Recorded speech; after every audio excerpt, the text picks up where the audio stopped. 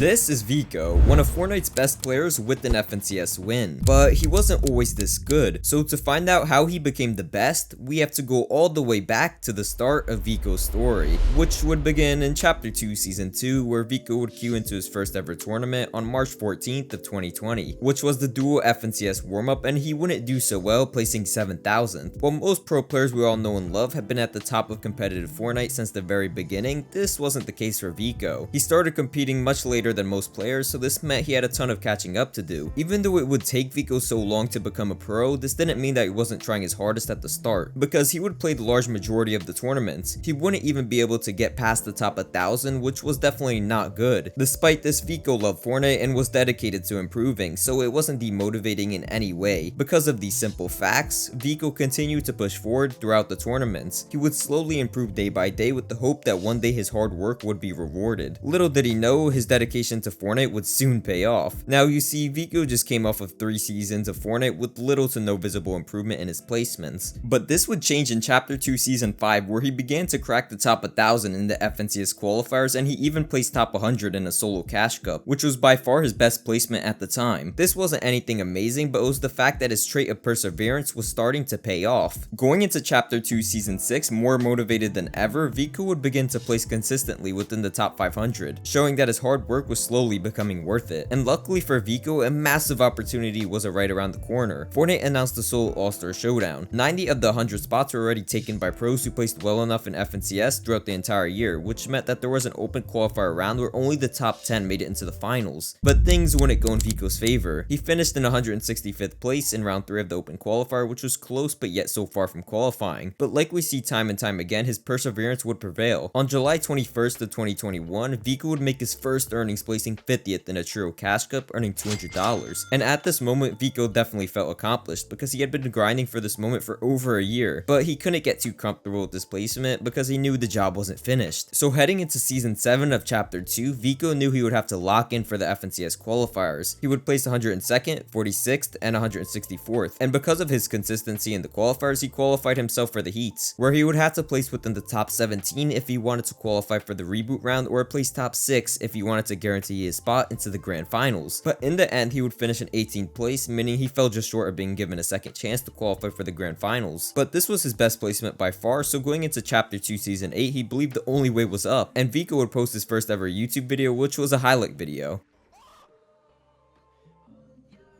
Through watching this video, it was evident that Vico's mechanics were very good. Without knowing it at the time, this would drive his success much later on. He would start the season off strong, qualifying for a DreamHack Finals, earning $375. With this momentum, Vico knew it was time to make his first grand finals, but this wasn't the case. Vico failed to qualify for heats, which was quite disappointing, but he would keep his head down, continuing to practice going into the last FNCS of the chapter, which was the FNCS Grand Royale, and the prize pool was massive. He decided to stick with this trio consisting of Yikes and Rightbacks, and in the trio cash cup heading into the Grand Royale, they would place 20th, earning $225. This was an amazing achievement, and this had shown their potential to become one of the best teams. But to make a long story short, they would fail to qualify for the Grand Royale. Heading into Chapter 3, Vico knew he had much more to prove, and because of the game mode switching to duos, he knew he needed to find a teammate. He decided to stick with his teammate from trios, which was Yikes, with the two actually doing quite well in their first duo FNCS together, making their first grand finals, placing 28th, earning $3,000. This was by far Vico's best placement in his career at this point, and he wanted to finish the season off strong, with there being 2 more solo cash cups where he would place 3rd and 23rd, earning a total of $1,250. With this momentum heading into Chapter 3 Season 2, Vico would have his breakthrough season. He knew him and Yikes had a ton of potential together, so they decided to stick together. In the cash cups leading into the FNCS, they would place 5th and 10th. With this major confidence boost, the duo headed into the FNCS qualifiers, and they would place 27th, 42nd, 63rd, which qualified them into the heats, where the top 12 made the grand finals. They would place 9th in their heat, which meant they made their second grand finals. They would place 9th, netting Vico $30,000, which was by far his biggest win and best placement yet. Going into Chapter 3 Season 3, Vico would have another good season, placing 14th in the grand finals. But Vico thought to himself that this placement wasn't good enough, and that he could place way better. So he decided to drop Yikes, and he began to try out a few teammates like Jerky and Mergen. And even though they would do well in a few of the cash cups, they wouldn't stick together. Heading into Chapter 4, he decided to play with Kylie, who was a well-established pro player. They qualified to the grand finals easily, but they placed 19th in the grand finals, which wasn't the result they wanted. So heading into season 2 of chapter 4, they knew if they wanted to perform well, they would have to put the time in. And while most of the time this would pay off, things wouldn't go as planned. They would qualify for heats, but they failed to qualify for grand finals, which led to the duo splitting up heading into the next season. Vico knew he needed to find a new teammate, and luckily for him, Pinq, a very well-known pro player, was also looking for a duo. So they decided to duo, and this is when things get interesting. But just before the first duo cash cup of the season, Vico was invited to compete in a LAN tournament. The Red Bull contested with the $126,000 prize pool. Many of the best Fortnite players were competing in this LAN, but in the end, Vico would take the trophy home, earning $17,000. So heading back into the season, Vico had a ton of momentum, and this would continue because in the first duo cash cup of the season, Vico and Pinq placed third, which was an amazing placement, especially considering that they just started playing together. This showed a ton of potential in the duo's ability to perform highly. So heading into the FNCS qualifiers, they were very confident. They placed 7th, 9th, and 1st in the qualifiers, securing their spot into the grand finals, where they would place in a respectable 8th place, which qualified the two into the Fortnite Global Championship taking place in Copenhagen, Denmark. This event would have all of the best players across the world, so Vico knew if he wanted to prove himself, it would be here. With this in mind, Vico and Pinq gave it their all, and they would place 10th in the end. This meant that they were technically the 10th best duo in the world, which is very impressive. So heading into chapter 5, Vico and Pinq knew they had to keep playing. They would place 5th in the FNCS Grand Finals, which was Vico's best placement ever. Going into the next season, they won both of the FNCS Open qualifiers. Vico and Pinq were one of the favorites to win the FNCS, but things wouldn't go as planned. Unfortunately, they struggled with Storm Surge and would place in a disappointing 32nd place, which led to the duo making the choice to split up. Heading into chapter 5 season 3, Vico and Flexie decided to team up. Most people weren't expecting this duo to work out, as they were both mechanical fraggers, and it didn't help that they would start off the season very poorly, not even breaking the top 500 in the first 2 tournaments they played together. While for most teams this would be the end, they had a vision, and without knowing it at the time, it would pay off. They continued to practice and fix their mistakes and would place 5th in the following cash cup. They were improving every single day, and to help them out even more, they hired Raz to become their coach. And for those of you who don't know, Raz coaches Peterbot and Polo, so he definitely knows what he's doing. But it was now time for the FNCS qualifiers, where they would place 19th and 119th, which qualified the duo into the upper bracket. But just before this, there were 2 more duo cash cups, and they did not disappoint.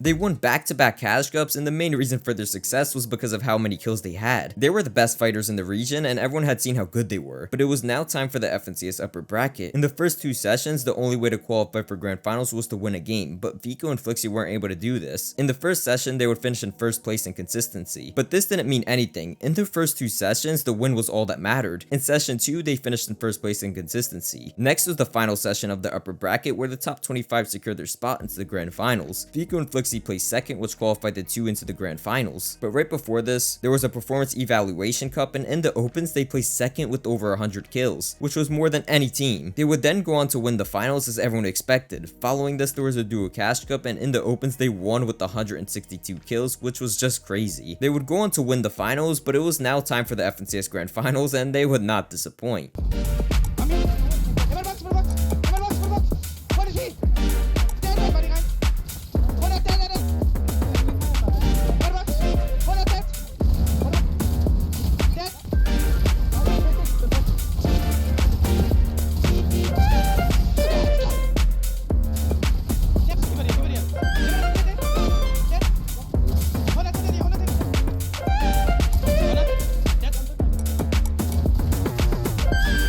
They won the grand finals, earning $85,000 each, and in this dominant performance, Vico had dropped the most kills in a single grand finals lobby, which is just insane. And of course, their FNCS win qualified the duo into the Fortnite Global Championship in Fort Worth, Texas. They were favorites to win, but to make a long story short, they would place 4th, earning $80,000 each. To recap, Vico went from a player who struggled to make heats to placing 7th, 8th, 5th, and winning FNCS. Vico has become one of the greatest Fortnite players over the past year, and if you want to watch a video similar to this one, click on this video.